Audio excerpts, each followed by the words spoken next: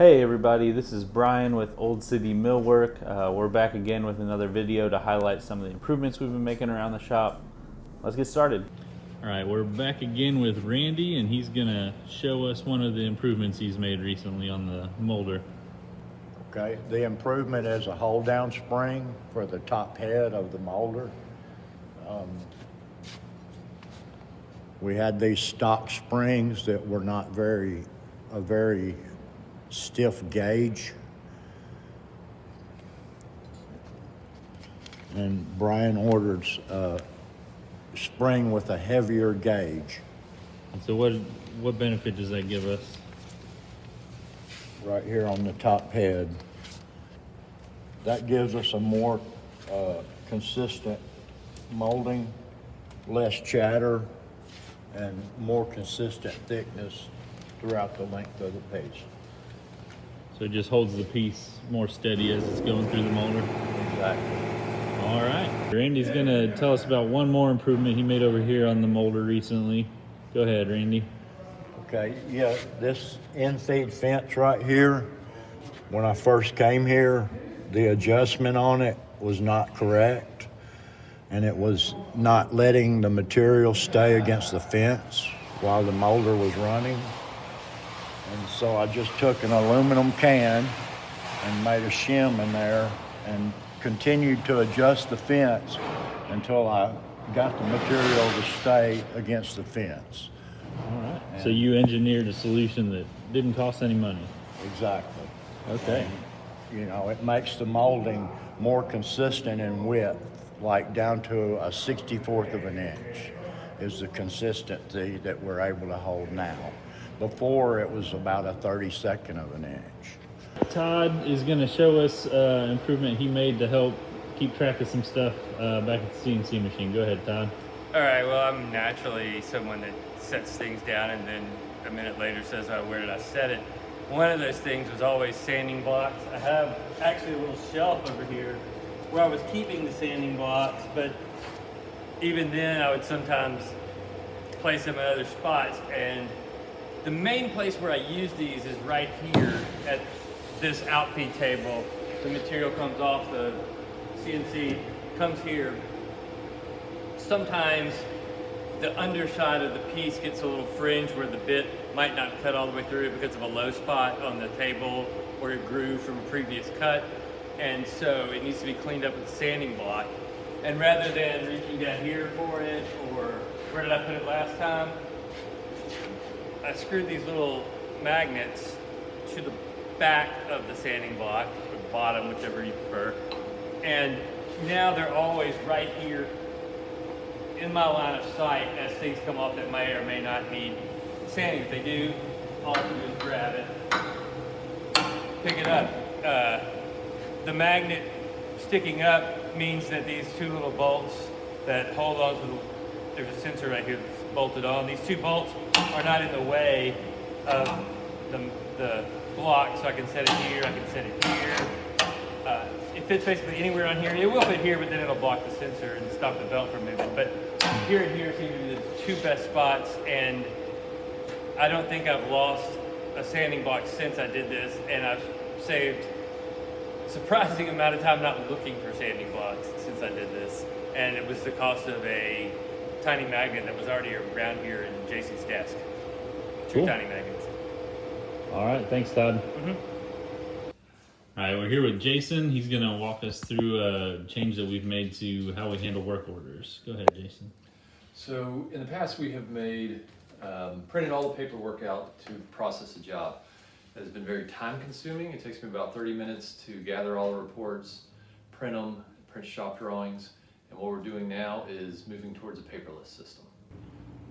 Okay, so here we are at one of the work centers. So we have it set up on a folder that you can access. So right now these are all the work orders that I would be typically printing out for different jobs. And within one of these folders, these are all the reports where each department can access the information they need. And they also have production drawings. So number one, this is cutting out a lot of paper. And then number two, it's also just cutting down on the time that it takes that we would be spending to print all this paper. So it's been a good improvement. So this TV card has become really important to us. It's the way we hold Zoom conferences, we display files and proposals for customers when we meet with them. So it needs to move around a lot. It needs to be for conferences, sometimes here in this office, sometimes out in the showroom, sometimes it goes out into the shop floor for training. So it was always a pain, lots of cables, lots of issues trying to mobilize it.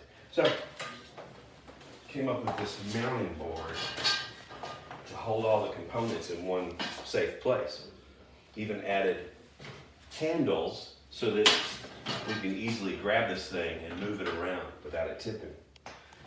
Lastly, when we unplug it from the wall, it'll start to beep a little bit, but there's a slot to hold the power cable so it doesn't drag on the floor. And then a recent addition, we increased the size of the wheels so that they could roll more easily over uneven surfaces, which apparently it's fighting me at this moment. That, and then a tray to hold the peripherals like remotes and a keyboard so that we don't have to hunt for them. It's made living with this thing in a mobile environment much healthier, much easier. All right, thank you, Posey.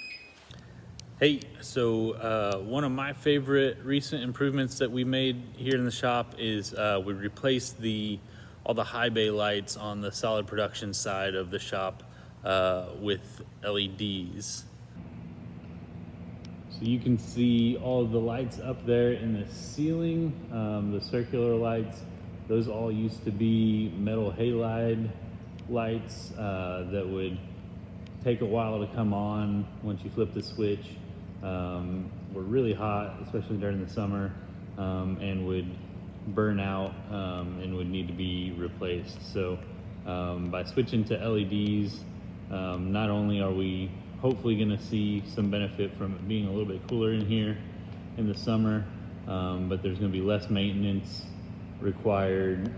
Brightness level is already noticeable, especially back here in this corner where our dust collection and milling area is. So yeah, hopefully better visibility, reduced maintenance, and cooler temperatures in the summer, hopefully. All right, we're here with Tammy. She's done some good work in helping to get our office organized and less cluttered, so I'll let her tell you about that. Okay, thank you, Brian. So we had 5.5 file boxes here that were full of files from 2018, 2019, 2020, and 2021. So I was able to go through all those files, pull out what we might need to have on hand as far as, different kinds of paperwork, insurance, and whatnot. And so we were able to get Melvin to wrap all those boxes for us and store them up above the bathroom closet. It served a couple of purposes. Number one is it got it out of our office, which we could use the space in here, so that was great. And the second purpose is we are paperless, so after all of these two final boxes are gone, we will be 100% complete paperless in this office, except for the day-to-day stuff. So I like it. So that was just a few of the improvements that we've done over the last month or so. Thank you all for following along, and we'll have some more videos out for you soon.